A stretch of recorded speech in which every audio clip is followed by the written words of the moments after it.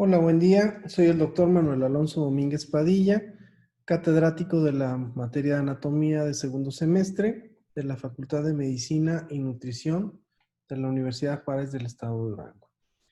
El día de hoy vamos a revisar el tema 2 del programa académico, eh, el cual se trata de las vísceras de la cavidad torácica.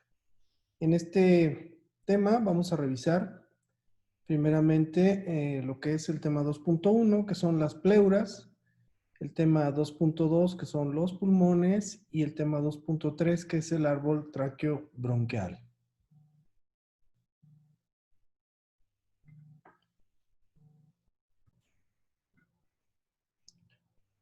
Continuamos con el tema de vísceras de la cavidad torácica y hablaremos de los compartimientos. La cavidad torácica está dividida en tres compartimientos. Las cavidades pulmonares, que es la cavidad derecha e izquierda. Estos compartimientos bilaterales pues van a contener a los pulmones y las pleuras y obviamente ocupan la mayor parte de la cavidad torácica. También vamos a tener un compartimiento central que es el mediastino, que se interpone entre estas dos cavidades pulmonares y las separa. El mediastino contiene el resto de las estructuras torácicas como son pues el corazón, las porciones torácicas de los grandes vasos, la porción torácica de la tráquea, el esófago, el timo y otras estructuras como pueden ser los nódulos linfáticos. La cavidad torácica se extiende verticalmente desde la apertura torácica superior hasta lo que es el diafragma y anteroposteriormente, como podemos ver en la imagen, pues desde el esternón hasta los cuerpos de las vértebras torácicas. Cada cavidad pulmonar pues va a estar revestida por una membrana pleural. Esta membrana pleural, que también se refleja y cubre la superficie externa de los pulmones, esta membrana pues va a revestirlos y obviamente los pulmones ocupan estas cavidades pleurales.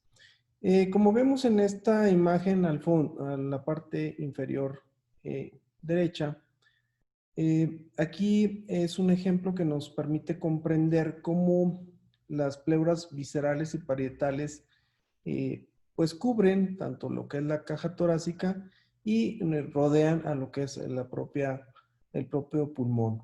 Entonces, un ejemplo para comprender esto sería pues la relación entre las pleuras y los pulmones.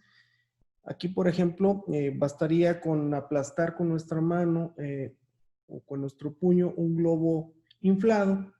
Entonces, la pared interior de lo que es el globo se compararía con lo que es la pleura visceral.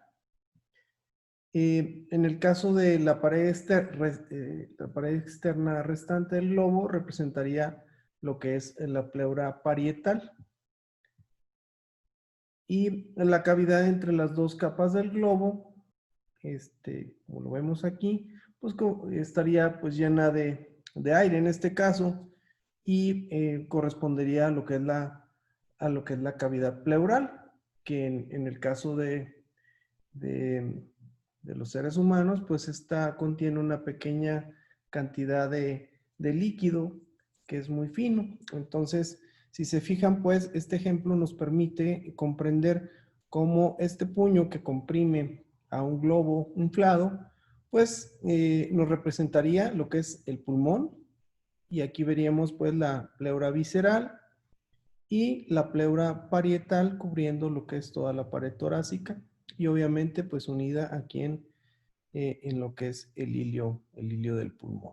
Y esta parte entre estas dos pleuras pues sería la cavidad pleural que como les decía pues contiene únicamente una fina película de líquido. Ok, entonces vamos a hablar de las pleuras. Cada pulmón está revestido y rodeado por un saco pleural. Este saco pleural es seroso y consta de dos membranas continuas, la pleura visceral, como lo vemos aquí, que cubre pues, los pulmones formando pues, una superficie externa que es brillante. Si nosotros vemos en una cirugía el pulmón, pues vamos a ver lo que se ve de un color rosado y obviamente su superficie es lisa y es brillosita. La pleura parietal, esta va a revestir las cavidades, como ya lo habíamos visto, la cavidad pulmonar en su totalidad. Y bueno, pues es un espacio potencial entre las dos hojas de la pleura. Este espacio va a contener pues, el líquido seroso pleural, como les decía.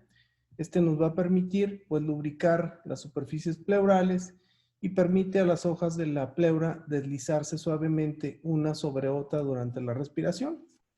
La tensión superficial del líquido pleural pues, nos va a proporcionar la cohesión que mantiene a las superficies del pulmón en contacto con la pared torácica y por consiguiente pues el pulmón se expande, se llena de aire cuando se expande el tórax y mientras tanto pues sigue siendo posible este deslizamiento entre las dos pleuras. Entonces, pues bueno, la función de este líquido seroso pleural pues tiene un efecto importante en lo que es el proceso de la respiración. Ok, pues continuamos con la pleura visceral o también llamada pleura pulmonar.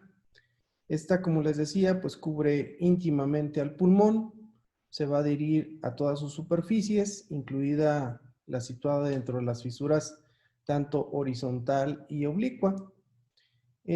Cuando nosotros lo vemos en el cadáver, pues la pleura visceral no es posible disecarla de la superficie del pulmón, está fuertemente adherida. La pleura visceral dota al pulmón de una superficie, como les decía, lisa, resbaladiza, que permite moverse libremente al pulmón sobre lo que es la pleura parietal. La pleura visceral se va a continuar con la pleura parietal en el hilio del pulmón y como les señalo en esta imagen, pues bueno, aquí vemos la unión de una pleura visceral con la pleura parietal a nivel del hilio. El hilio pues es el sitio por donde entran y salen las diferentes estructuras que forman lo que es la raíz del pulmón. O sea, aquí vamos a encontrar pues los bronquios, las arterias pulmonares y las venas pulmonares.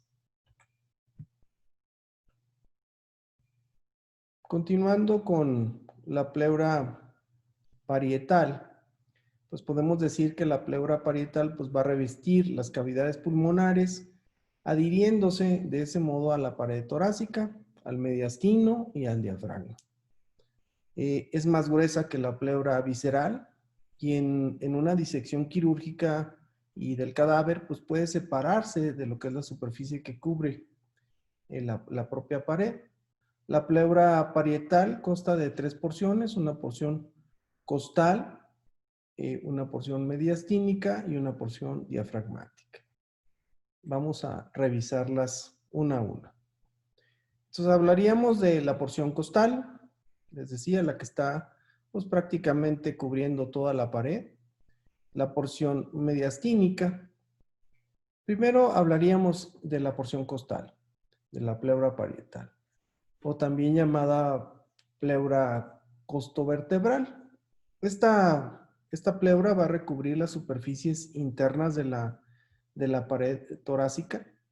Va a estar separada de la cara interna de la pared torácica, pues del esternón, de las costillas, de los cartílagos costales, de los músculos y membranas intercostales y pues bueno, de los lados de las vértebras torácicas por la fascia endotorácica. Entonces, esa fascia endotorácica es una fina membrana extrapleural de tejido conectivo laxo que forma un plano de separación natural en el caso, por ejemplo, de la disección quirúrgica de la pleura costal de la pared torácica, pues bueno, esta fascia endotorácica nos permite disecar. Si nosotros queremos entrar a disecar esta pleura parietal, pues podemos hacerlo gracias a lo que es la fascia endotorácica, que les digo es un plano de tejido conectivo laxo que nos permite separarla de lo que es la pared propia del tórax.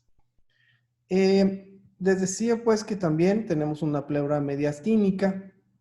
Esta pleura mediastínica de la pleura parietal pues va a recubrir las caras laterales del mediastino, como lo vemos en esta imagen.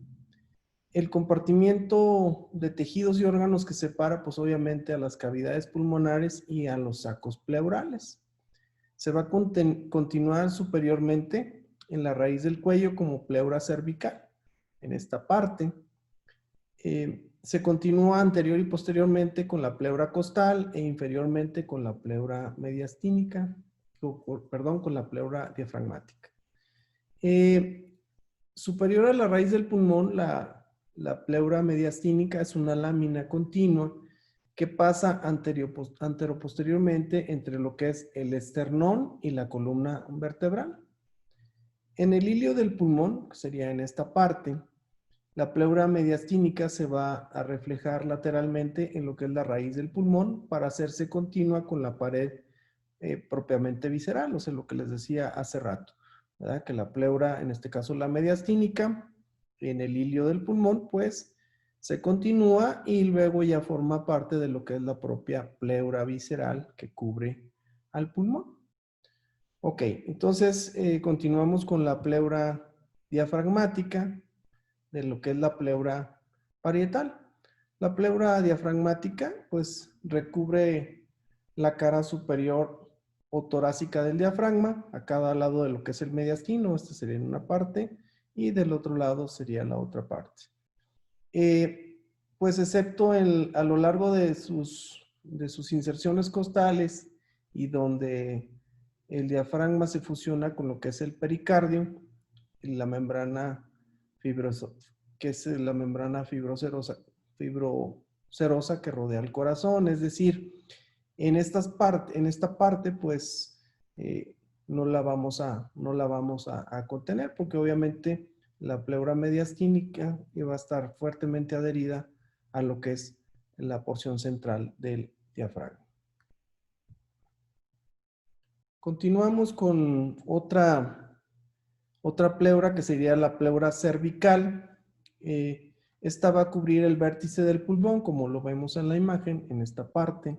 La pleura cervical es una continuación superior de lo que serían las porciones costal y la porción mediastínica de la pleura parietal. La pleura cervical forma una cúpula en forma de copa y sobre lo que sería pues el vértice del pulmón y alcanza su cima pues más o menos 2 a 3 centímetros por encima de lo que es el tercio medio de la clavícula. Entonces más o menos serían unos 2 o 3 centímetros por encima, a la altura pues del cuello de la primera costilla. La pleura cervical está reforzada por una extensión fibrosa de lo que es la fascia endotorácica que ya habíamos comentado, ese tejido fino, laxo que nos separa la pleura parietal de lo que es la pared torácica. Y la pleura cervical, pues les decía, está en esta parte, pues nos va a formar la membrana suprapleural o también conocida como fascia de Simpson. Esta se va a insertar en el borde interno de la costilla, de la primera, y en el proceso transverso de la vértebra C7. Entonces, recuérdenlo bien, membrana suprapleural o fascia de Simpson. Muy bien, continuamos con las líneas de reflexión. Las líneas de reflexión pleural pues son líneas relativamente abruptas, como lo podemos ver aquí, a lo largo de las cuales la pleura parietal pues va a cambiar de dirección desde una pared a otra de la cavidad pleural. Existen 3 líneas de reflexión pleural que van a delimitar la extensión de las cavidades pulmonares de cada lado, que serían pues primero la línea la línea esternal, que es derecha e izquierda, como lo vemos aquí en la imagen, la línea costal y la línea diafragmática. Los contornos de las cavidades pulmonares derecha e izquierda son asimétricos, como lo podemos ver en esta imagen, debido a que el corazón pues está girado y se extiende hacia el lado izquierdo, dejando pues un hueco, como lo vemos aquí, en la mayoría de la cavidad izquierda más que en la derecha. Si se fijan, pues como está girado hacia el lado izquierdo, pues nos deja aquí un hueco que pues va a modificar un poco lo que es la estructura de estas líneas. Ok. A continuación vamos a hablar de los pulmones. Los pulmones pues obviamente son los órganos vitales de la respiración. Su función principal pues es oxigenar la sangre, poniendo el aire inspirado en estrecha relación con la sangre venosa de los capilares pulmonares. Aunque los pulmones de un cadáver pues están contraídos, firmes al tacto y pues descoloridos, como los que tenemos en los cadáveres de nuestra facultad, los pulmones sanos de un individuo pues vivo pues normalmente son de color rosado, son ligeros, son blandos, se sienten esponjosos y pues obviamente ocupan por completo las cavidades pulmonares. También son elásticos, pues también se retraen alrededor de un tercio de su tamaño cuando, por ejemplo, hay una lesión, ya sea por arma blanca o por un arma de fuego que nos va a interrumpir lo que es o que va a penetrar la cavidad de la pared torácica y que obviamente va a romper esta cavidad pleural y obviamente pues ahí a la entrada de aire o líquidos a ese espacio, pues el pulmón inmediatamente se va a colapsar porque se pierde la presión negativa que existe en el mismo. Entonces, pues bueno, cuando se colapsa, pues se retrae hasta un tercio de su tamaño. Los pulmones pues van a estar separados unos de otro, como habíamos visto, pues secundario pues a la presencia de lo que es el mediastino. Cada pulmón va a contener pues un vértice, que es el extremo superior, que generalmente es romo del pulmón, y este pues va a ascender, como ya habíamos visto, por encima del nivel de la primera costilla, hacia el interior de lo que es la raíz del cuello. Va a estar cubierto, pues en este caso, por la pleura cervical y ya habíamos dicho por la pleura suprapleural. Ok. Va a tener el pulmón una base, que es pues la superficie, que en este caso de los dos pulmones, pues es cóncava. Va a estar pues obviamente opuesta a lo que es el vértice. Es el lugar en donde descansa el pulmón y obviamente va a acomodar sobre lo que es la cúpula diafragmática, como lo vemos en la imagen. Obviamente, pues en cada una de las dos cúpulas diafragmáticas, derecha e izquierda. Va a contener también dos o tres lóbulos, dependiendo del pulmón de que estemos hablando. Va a tener tres caras y obviamente pues estas caras son la costal, la mediastínica y la diafragmática, es decir, la cara costal, la mediastínica y la diafragmática. Y obviamente va a tener tres bordes. Entonces, cuando hablamos de los bordes, podemos decir que en el caso, por ejemplo, del pulmón derecho, pues vamos a encontrar unas fisuras, que es la fisura oblicua derecha, la vemos en esta parte, y una fisura horizontal, como la vemos aquí. Estas fisuras van a dividir al pulmón en tres lóbulos, que es un lóbulo superior, es un lóbulo medio y es un lóbulo inferior. El pulmón derecho pues va a ser más grande y pesado que el izquierdo, por lo que ya habíamos comentado. El corazón está desviado hacia la izquierda y nos hace pues un gran hueco en el pulmón izquierdo. Por eso el pulmón derecho es más grande, aunque es más corto y ancho debido a que la cúpula derecha del diafragma es más alta por la presencia de lo que es el hígado. Y obviamente el corazón y el pericardio, perdón, protruyen más hacia la izquierda, entonces por esta razón el pulmón, pues les digo, es un poco más grande. El borde anterior del pulmón derecho, pues es relativamente recto. Ahora hablaremos del pulmón izquierdo. El pulmón izquierdo tiene una única fisura oblicua, que es esta que vemos en la imagen, que lo va a dividir en dos lóbulos. Un lóbulo izquierdo superior y un lóbulo izquierdo inferior. El borde anterior del pulmón izquierdo, pues va a presentar una incisura cardíaca, que es una hendidura debida a lo que, como les había dicho, a la desviación del corazón. Esta incisura cardíaca pues deprime bastante lo que es la cara anteroinferior del lóbulo superior. A menudo esta hendidura crea una prolongación delgada eh, en la porción más inferior y anterior de lo que es el lóbulo izquierdo, en forma de lengua, y es conocida como língula. Esta se va a extender por debajo de la incisura cardíaca, como lo vemos en la imagen, y se desliza un poco hacia adentro y hacia afuera del receso costodiafragmático durante la expiración y la expiración.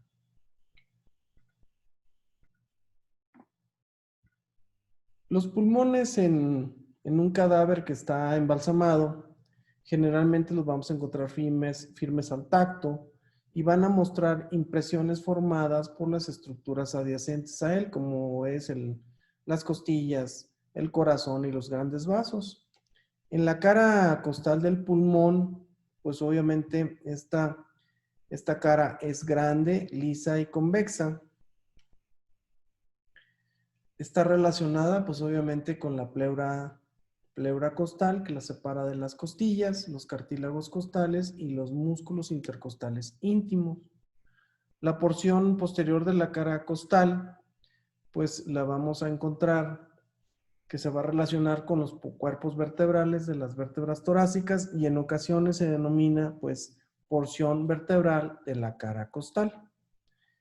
La cara mediastínica del pulmón es cóncava debido a que hay una relación ahí con lo que es el mediastino medio, que contiene pues obviamente el pericardio del corazón. La cara mediastínica va a contener el ilio del pulmón, que pues como ustedes saben pues es la raíz del pulmón, y debido a que 2/3 del corazón se sitúan a la izquierda de la línea media, la impresión cardíaca sobre la cara mediastínica del pulmón izquierdo, pues va a ser mucho más grande por la desviación esta que comentábamos del estómago. Digo, del corazón, perdón. Esta cara del pulmón izquierdo, pues va a mostrar un surco continuo y prominente que es, pues, secundario a lo que sería la presencia de la aorta, ¿verdad? Y en este caso, pues, la aorta, el callado y lo que es la aorta descendente. Y pues bueno, también presenta un surco más pequeño en esta parte que corresponde pues a la presencia del esófago. Ahora vamos a hablar de pues el pulmón derecho. El pulmón derecho, la cara diafragmática, que también pues va a ser cóncava, pues va a formar la base del pulmón derecho. Esta va a descansar, pues como les decía, sobre lo que es la cúpula diafragmática del diafragma, y que esta pues va a estar elevada, como ya habíamos comentado, por la presencia en la parte inferior del hígado, que es el que la bomba. Lateralmente y posteriormente la cara diafragmática va a estar limitada por un margen pues agudo y fino que se proyecta en el receso costodiafragmático de lo que es la pleura. El borde anterior del pulmón, este es donde las caras pues costal y mediastínica se encuentran anteriormente y cubren al corazón. La incisura cardíaca indenta este borde del pulmón izquierdo. El borde inferior del pulmón circunscribe, o sea, rodea lo que es la cara diafragmática del pulmón y separa esta cara de las caras tanto costal como la mediastínica. El borde posterior del pulmón es donde las caras costal y mediastínica se encuentran posteriormente. Este es un borde amplio, redondeado y se sitúa en la cavidad formada en el lado derecho de la región torácica de la columna vertebral. Los pulmones se van a fijar al mediastino, por lo que ya habíamos dicho, las raíces pulmonares, esto es, en donde los bronquios, las arterias pulmonares y las venas pulmonares superiores e inferiores, y también ahí pues encontramos los plexos nerviosos pulmonares y también los vasos linfáticos.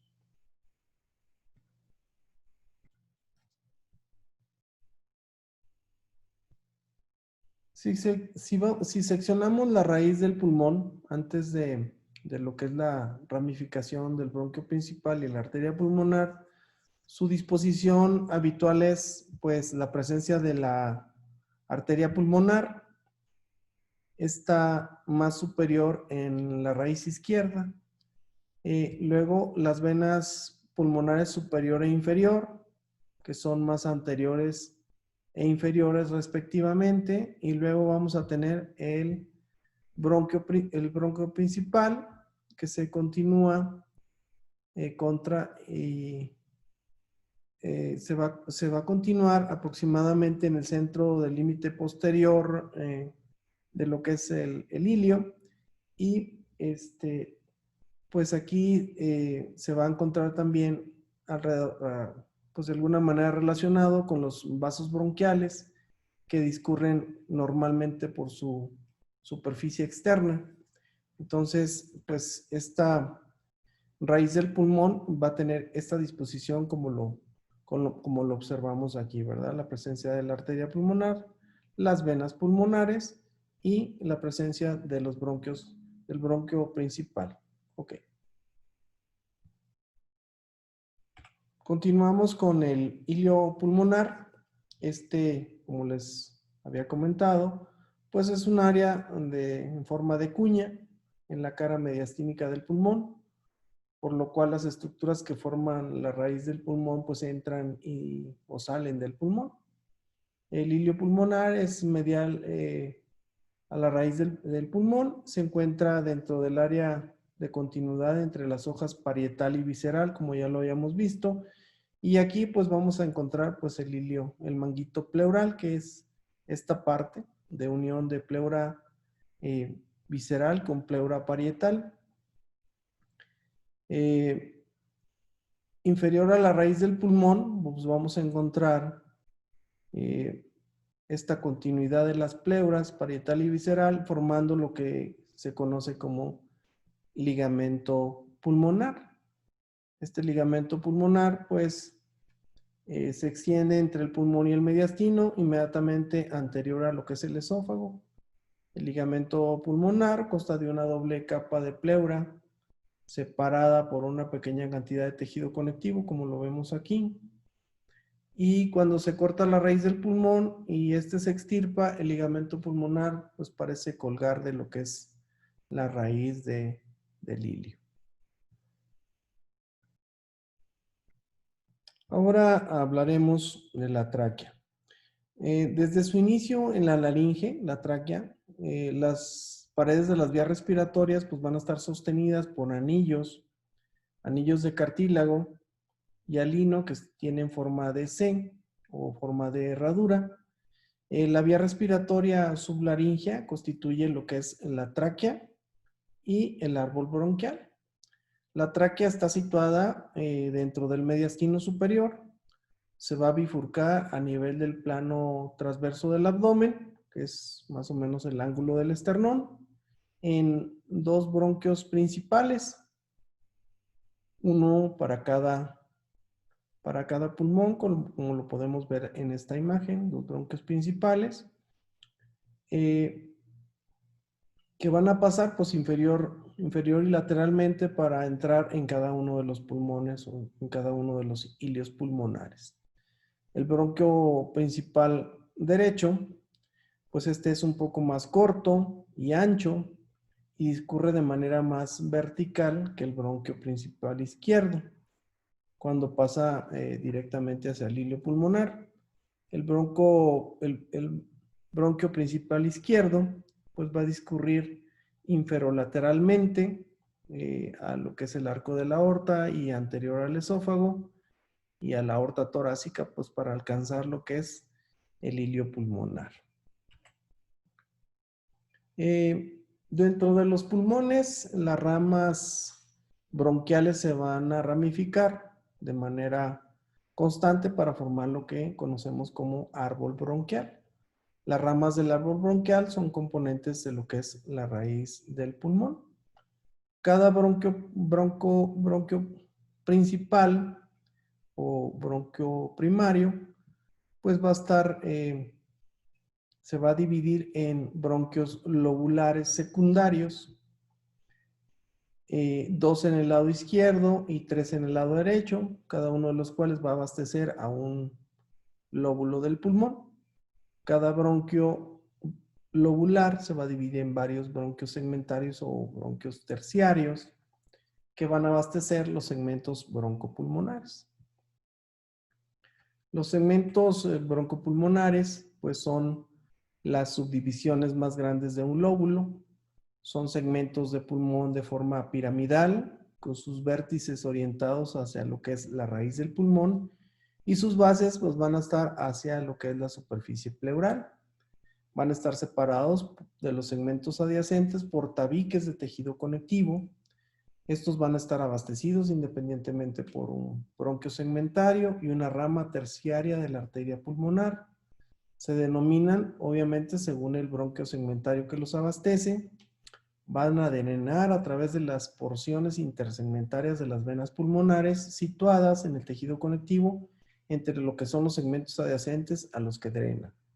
Normalmente vamos a encontrar que van a ser de 18 a 20, 10 en el pulmón derecho y 8 a 10 en el pulmón izquierdo, dependiendo de la combinación que encontremos de los segmentos y obviamente en el caso de la cirugía pues son quirúrgicamente resecables, es decir, gracias a esta independencia pues podemos resecarlos y obviamente quitar ese segmento sin afectar el resto del pulmón. Entonces, pues, es algo bastante bueno.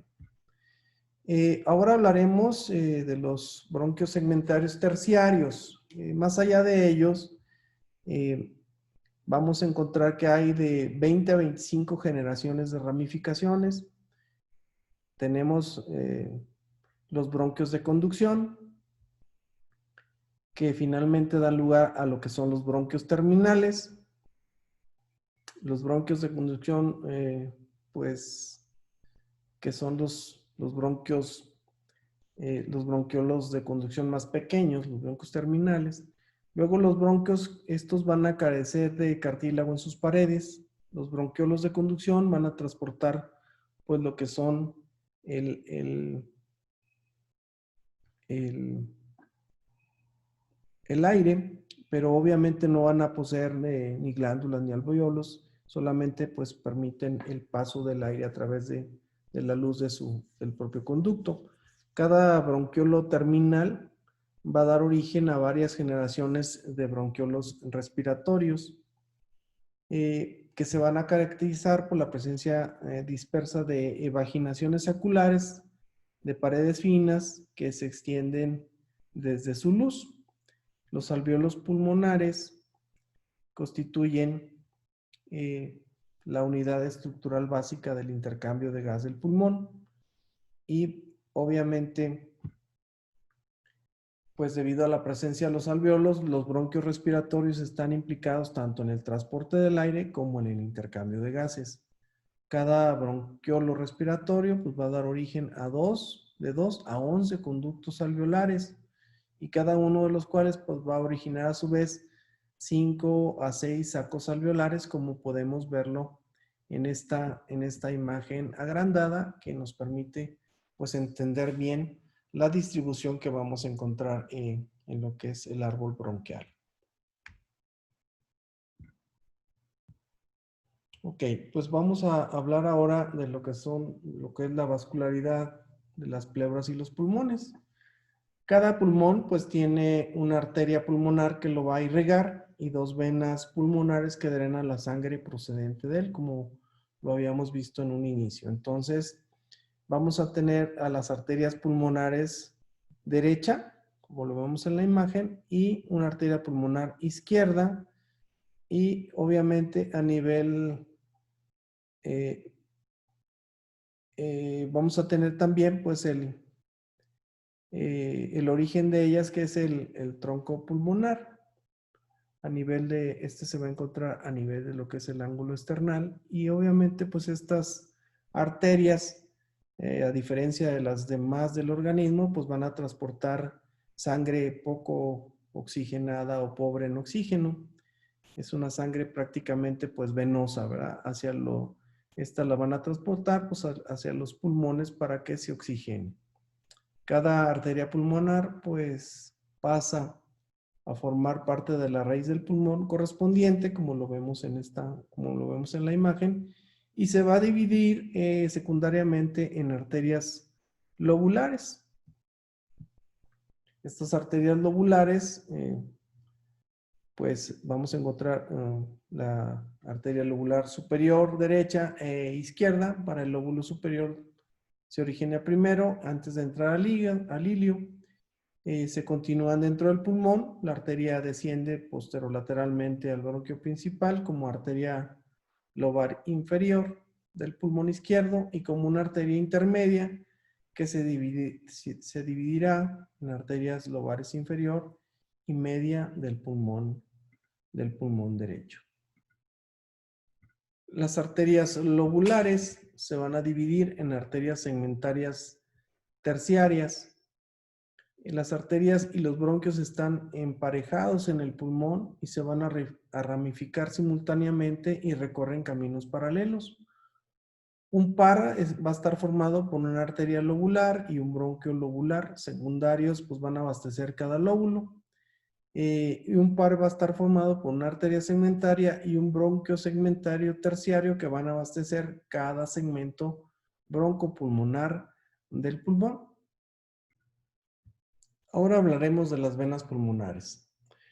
Pues vamos a encontrar dos venas pulmonares, la vena pulmonar superior y la vena pulmonar inferior en cada lado. Estas van a transportar, pues obviamente, a diferencia de las arterias, pues sangre rica en oxígeno, es decir, una sangre arterial, que pues obviamente diferente al resto de las venas del organismo, ¿verdad? Entonces son venas que transportan sangre rica en oxígeno o sangre arterial. Esta pues desde los correspondientes lóbulos de cada pulmón hasta lo que es el atrio izquierdo del corazón. La vena lobular media es tributaria de la vena pulmonar superior derecha. Las venas pulmonares siguen en el pulmón un curso que va a ser independiente de las arterias, y los bronquios van a discurrir entre y recibiendo sangre desde los segmentos broncopulmonares adyacentes a medida que se dirigen a lo que es el ilio del pulmón. Excepto en la región central o periliar del pulmón, las venas procedentes de la pleura visceral y de la circulación venosa bronquial van a drenar en las venas pulmonares. Las venas de la pleura parietal se van a unir a las venas sistémicas en las paredes adyacentes de la pared torácica. Ahora hablaremos de las arterias bronquiales. Estas van a proporcionar sangre para nutrir las estructuras que componen la raíz de los pulmones, que van a ser los tejidos de sostén de los pulmones y la pleura visceral. Las dos arterias bronquiales izquierdas Normalmente se van a originar de forma directa de la aorta torácica, como lo vemos en la imagen, directamente de la aorta torácica. La única arteria bronquial derecha puede originarse también directamente de la aorta, como lo pudiéramos ver aquí, o bien es más frecuente que se origine indirectamente, ya sea de la porción proximal de una de las arterias intercostales posteriores superiores, o bien de un tronco común con la arteria bronquial superior izquierda. Las pequeñas arterias bronquiales pues van a dar también ramas a lo que es el esófago, sobre todo la parte superior del esófago, y luego van a discurrir a lo largo de las caras posteriores de los bronquios principales, irrigando a estos y sus ramas hasta los bronquios respiratorios. Las ramas más distales de las arterias bronquiales se van a anastomosar con ramas de las arterias pulmonares, de las paredes de los bronquios y de la pleura visceral. La pleura parietal es irrigada por las arterias que irrigan lo que es la pared torácica. Ahora hablaremos de las venas. Las venas bronquiales drenan solo una parte de la sangre aportada a los pulmones por las arterias bronquiales y principalmente aquella que se distribuye hacia la porción más proximal de la raíz de los pulmones o cerca de esta. El resto de la sangre es drenada por las venas pulmonares, específicamente la que procede de la pleura visceral, las regiones más periféricas del pulmón y los componentes distales de la raíz del pulmón. La vena bronquial derecha va a drenar directamente a la vena ácigos, como lo vemos en esta imagen. Mientras que la vena bronquial izquierda va a drenar en la vena hemiácigos accesoria o en la vena intercostal superior izquierda. Las venas bronquiales van a recibir también algo de sangre de las venas esofágicas. Ahora hablaremos de los plexos linfáticos pulmonares. Estos se van a comunicar libremente. El plexo linfático superficial subpleural se va a continuar o se va a localizar profundo a lo que es la pleura visceral y pues va a drenar lo que es el parénquima. Si se fijan aquí, todas estas rayitas, pues ese es el plexo linfático superficial o subpleural. Este va a drenar pues el parénquima del pulmón o el parénquima pulmonar y la pleura visceral. Los vasos linfáticos de este plexo superficial pues van a drenar a los nódulos linfáticos broncopulmonares en la región de lo que es el hilio pulmonar. El plexo linfático broncopulmonar profundo se va a localizar en la submucosa de los bronquios y el tejido conectivo peribronquial. Esta va a estar dedicado principalmente al drenaje de las estructuras que forman lo que es la raíz del pulmón. Los vasos linfáticos de este plexo profundo drenan inicialmente en los nódulos linfáticos pulmonares intrínsecos situados a lo largo de los bronquios lobulares. Se van a continuar siguiendo los vasos bronquiales y pulmonares hasta lo que es el hilio del pulmón, donde drenan también en los nódulos linfáticos broncopulmonares. A partir de ellos, la linfa procedente tanto del plexo linfático profundo como la del superficial van a drenar en los nódulos linfáticos traqueobronquiales superiores e inferiores. Superior e inferiormente a lo que es la bifurcación de la tráquea y los bronquios principales respectivamente. Entonces, como ven, pues lo que es los plexos linfáticos pulmonares, pues se van a comunicar, como les decía inicialmente, pues libremente. Ahora vamos a hablar de los plexos linfáticos pulmonares. La linfa de los nódulos linfáticos traqueobronquiales pasa de los troncos linfáticos broncomediastínicos, tanto derecho como izquierdo, a los principales conductos linfáticos que van a drenar, pues obviamente las vísceras torácicas. Normalmente estos troncos van a terminar a cada lado en los ángulos venosos, que son pues precisamente la unión de la vena yugular interna con la vena subclavia en ambos lados. Sin embargo, el tronco mediastínico derecho se va a fusionar primero con otros troncos linfáticos y converge aquí para formar el conducto linfático derecho, en este caso, en esta área. El tronco broncomediastínico izquierdo puede terminar en lo que es el conducto torácico.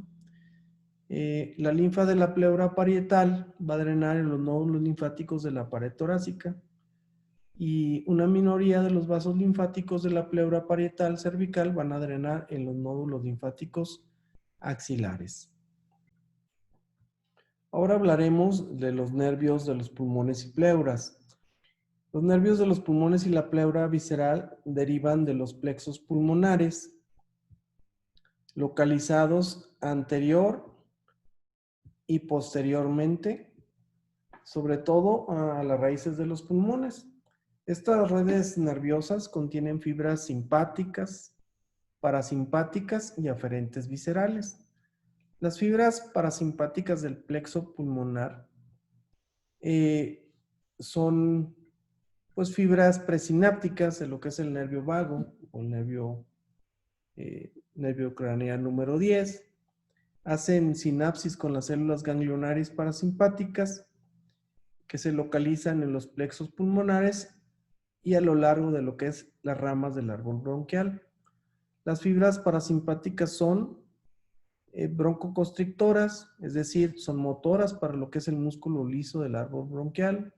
Son vasodilatadoras porque inhiben la función de los vasos pulmonares y son secretomotoras porque van a actuar sobre las glándulas del árbol bronquial, generando pues una mayor producción de moco. Ahora hablaremos de las fibras simpáticas de los plexos pulmonares, que son fibras posinápticas y van a tener, o sus principales acciones son broncodilatadoras, es decir, van a inhibir a lo que es el músculo bronquial, permitiendo su broncodilatación. Van a ser vasoconstrictoras, es decir, van a ser motoras para los vasos pulmonares y van a ser secreto inhibidoras para las glándulas alveolares del árbol bronquial, específicamente para las células epiteliales secretoras de los alvéolos tipo 2. Por último, hablaremos de las fibras aferentes viscerales de los plexos pulmonares, que van a ser tanto reflejas, es decir, conducen la sensibilidad subconsciente asociada a lo que son los reflejos que controlan las funciones, y van a ser nociceptivas, es decir, conducen impulsos dolorosos generados en respuesta a lo que son estímulos dolorosos o nocivos. Por ejemplo, puede ser como la presencia de irritantes químicos, isquemia o bien estiramiento excesivo.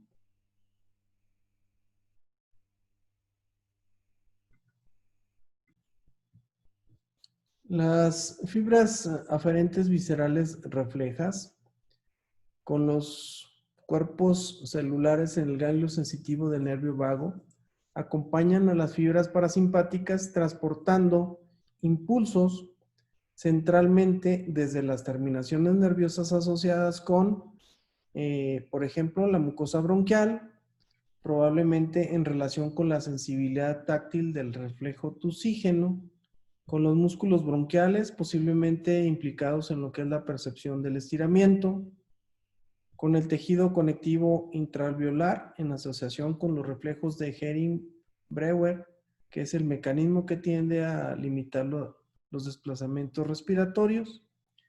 Y en el caso de las arterias, pues actuando como varoreceptores, es decir, receptores sensibles a la presión arterial. Y en relación a las venas pulmonares, pues van a actuar como quimioreceptores, es decir, receptores sensibles a las concentraciones de gases en la sangre. Ahora hablaremos de las fibras aferentes viscerales nociceptivas, que son procedentes de la pleura visceral y los bronquios.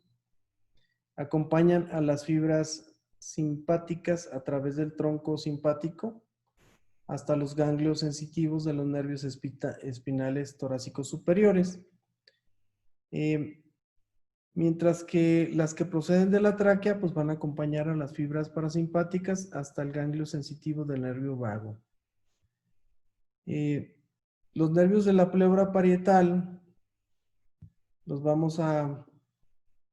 se van a derivar de los nervios intercostales y frénicos. La pleura costal y la porción periférica de la pleura diafragmática van a estar inervadas por los nervios intercostales. Estos van a transportar las sensaciones de presión y dolor. La porción central del diafragma y la pleura mediastínica pues van a estar inervadas por los nervios frénicos. Por último, hablaremos de la anatomía de superficie de pleuras y pulmones. Las pleuras cervicales y los vértices de los pulmones pasan a través de la apertura torácica superior, como lo vemos aquí en la imagen, hacia dentro de lo que son las fosas supraclaviculares mayores, que están pues, situadas en la posterior y superiormente a lo que son las clavículas, en esta parte, y lateralmente a los tendones de los músculos esternocleidos mastoideos. Los bordes anteriores de los pulmones se sitúan adyacentes a la línea anterior de reflexión de la pleura parietal entre los cartílagos costales del segundo al cuarto. El borde de reflexión pleural izquierdo, que sería este, se desplaza lateralmente y luego inferiormente hasta lo que es la incisura cardíaca para alcanzar lo que es el sexto cartílago costal. El borde anterior del pulmón izquierdo está más profundamente identado por lo que es pues la incisura cardíaca. La pleura o la reflexión pleural derecha se continúa inferiormente desde el cuarto hasta sexto cartílago costal, pues en un estrecho paralelismo con el borde anterior del pulmón derecho. Tanto las reflexiones pleurales como los bordes anteriores de los pulmones se desvían lateralmente a nivel de lo que son los sextos cartílagos costales, como lo vemos aquí, se desvían lateralmente ambas. Las reflexiones pleurales van a alcanzar la línea medio clavicular a nivel de lo que es el octavo cartílago costal, más o menos aquí, línea medio clavicular, en esta que no está marcada y aquí donde está marcada, lo alcanzan a nivel del octavo cartílago costal y más o menos a nivel de lo que es la décima costilla en lo que es la línea axilar media. Aquí vemos la línea de reflexión pleural izquierda, la línea de reflexión pleural derecha. Ok, muy bien. En el caso de una vista posterior, pues vamos a ver, podemos aquí observar cómo los pulmones siguen su trayecto a lo que es el proceso espinoso de la vértebra T10. Y también continúan su descenso, en el caso de las líneas de reflexión, hasta lo que es el proceso espinoso de la vértebra T12. Y de este modo, pues podemos observar que normalmente la pleura parietal se va a extender más o menos unas 2 costillas por debajo de lo que es el pulmón. Entonces, a eso se le llama recesos costodiafragmáticos, es decir, el pulmón tiene la capacidad de en una inspiración forzada, pues descender hasta este nivel. Ok, pues hasta ahí terminamos con esta plática de lo que son las vísceras de la cavidad torácica, sobre todo pues en el caso de pleuras pulmones. Muy bien, pues por su atención, muchas gracias y continuaremos en la próxima con el siguiente tema. Gracias.